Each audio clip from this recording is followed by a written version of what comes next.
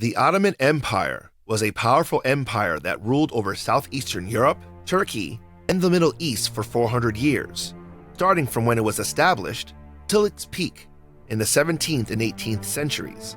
However, despite its magnificence, the empire had a dark foundation made up of messed up practices that eventually led to its downfall. Welcome to Moments in History, and in this video, we will explore some of the creepy things that were normal in the Ottoman Empire.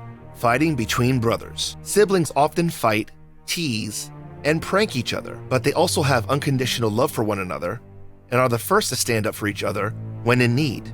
Unfortunately, in the Ottoman Empire, siblings had a different kind of relationship.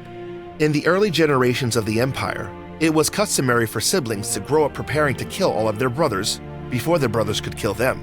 This was because the practice of primogeniture, where the firstborn legitimate child, preferably male, inherits the belongings of his father after his passing, was not strictly followed. For example, when Mehmed the Conqueror besieged Constantinople, his own uncle was fighting against him from the walls.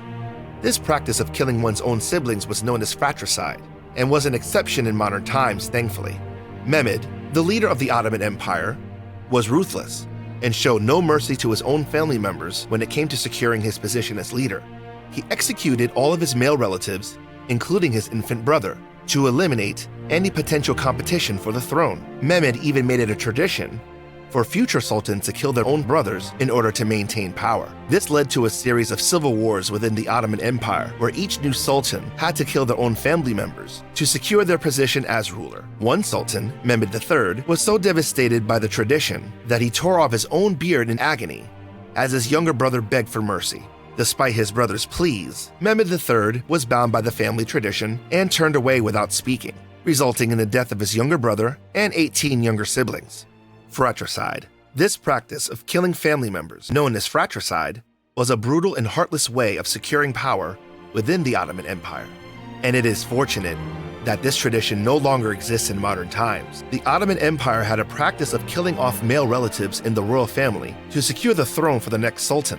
The practice began with Mehmed II, who had his male relatives executed to prevent them from challenging his rule. He then proclaimed that future sultans should kill their brothers to secure the throne. This resulted in a series of civil wars and the killing of many innocent family members over the years. Even the famous Suleiman the Magnificent had his son killed out of paranoia.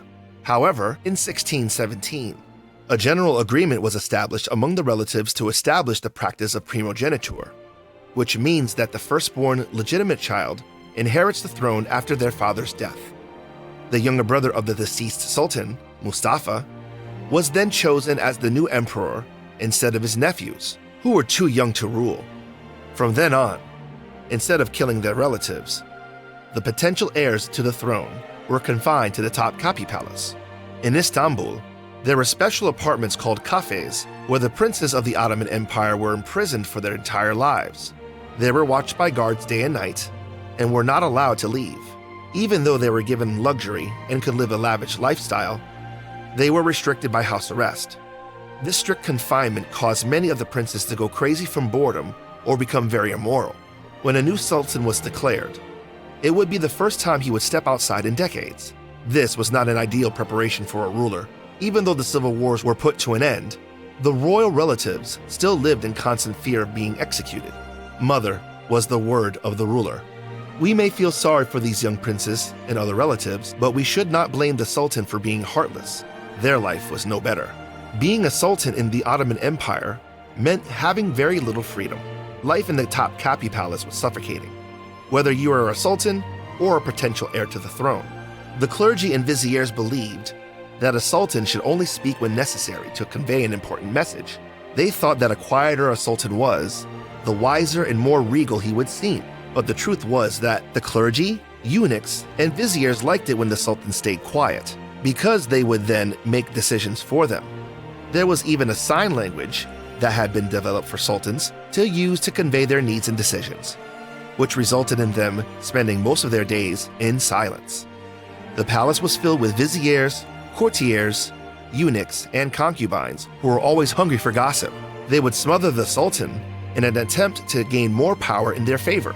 Ahmed III was so fed up with the constant presence of pages and orderlies in his room that he had to occasionally force them out so he would have a private moment to put his pants on. But even then, there would still be about a half a dozen people in his private chamber, including sword bearers who were tasked with removing extra people for him.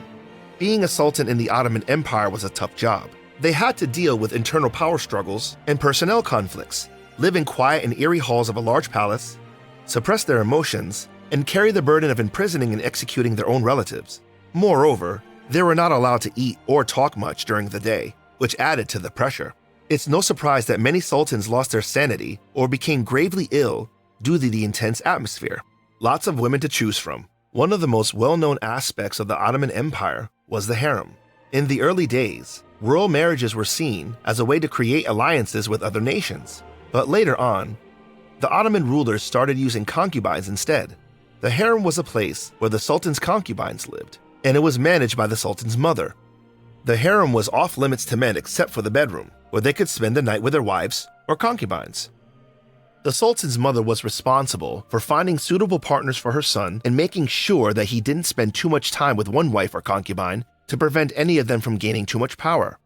During the Ottoman Empire, the sultan had a group of women known as the harem, which included many concubines. Concubines were not allowed to sleep with the sultan again after giving birth to her son, so that others would have a chance to do so. For over 100 years, between 1533 and 1656, the harem had a lot of power and control over the royal court and even ran the empire from behind screens and curtains. This period was called the Sultanate of Women. The sultan could have as many concubines as he wanted at one time, and any sons born to a slave concubine were considered legitimate if the sultan agreed. However, a concubine had to get permission from the sultan's mother to sleep with the sultan.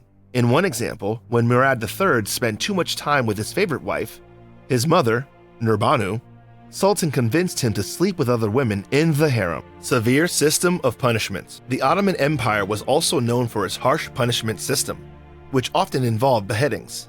At the Topkapi Palace, there were 2 pillars where executioners would hang the severed heads. The pillars were accompanied by a fountain so that the executioners could clean themselves after the beheadings. During a palace purge, piles of tongues might be seen in the first court like seasonal decorations, while a special cannon fired every time a body was thrown into the sea. One might assume that the Ottoman Empire hired a group of executioners for this job, but that wasn't the case. Apparently, the gardeners of the royal palace were qualified enough for this task, and even the sultans and viziers thought so. During the Ottoman Empire, the sultan's officials were sometimes executed for disobeying the sultan. At first, they would quietly accept their punishment, which was usually beheading. However, it was forbidden to spill the blood of royalty and high-ranking officials, so they had to be asphyxiated instead.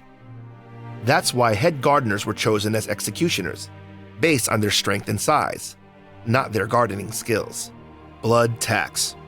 During the early days of the Ottoman Empire, the rulers took 20% of children ages 12 to 14 from Christian villages, cities, and countries under their rule. This was called the blood tax, or devshirmeh. The Ottomans forced these children to become Muslim and undergo circumcision. Many of them were trained to become soldiers in the Janissary Corps, which was a group of soldiers who protected the Sultan and his palace. The Ottomans would go to Christian villages and check the names of boys against the records from the local church. If a boy was healthy and strong, he would be taken away to become a Janissary. This practice went on for many years and was a way for the Ottomans to create a loyal army and to integrate non-Muslims into their society. However, some people thought this practice was like slavery and were against it. In the Ottoman Empire, the viziers, important officials, had to play a strange game. The Sultan would give them a cup of iced sherbet and make them run away from a strong head gardener. If they could escape, their punishment would be reduced to exile. But if they were caught, they would be executed. Some viziers were able to win the game and were praised by the Sultan. The Ottomans had rules about who they would take for the blood tax. They couldn't take a family's only child or orphans, and they couldn't take kids from families of men already serving in the military. The Ottomans didn't care if weaker children died on the way to Istanbul, and the boys were ranked based on their abilities. The best ones were chosen to be by the Sultan's side. Some people think that the Ottomans were great because they created a strong army and made advancements in art, architecture, In science, others think the blood tax was wrong and cruel because it forced children to leave their families and religion. What do you think? Let us know in the comments. Thank you for watching.